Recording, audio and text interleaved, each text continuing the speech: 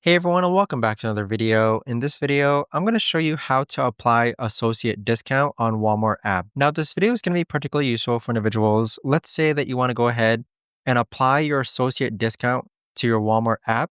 How do you actually go ahead about doing so? Now, I recently tried figuring this out myself, and they put it in a really funky place that requires a few clicks. So in order to do this, what you're first going to do is click on account on the bottom right hand corner.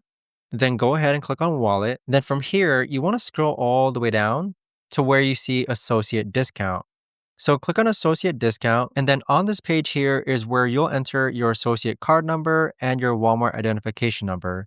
Additionally, you could also use your social security number, and there you have it. But that right there, guys, is the best and easiest way that I know of to actually go ahead and apply your associate discount on the Walmart app. If you guys know of a better or easier way to actually do this, let me know in the comments down below. I would love to know. Thanks so much for watching, everyone, and I'll see you guys all in the next video.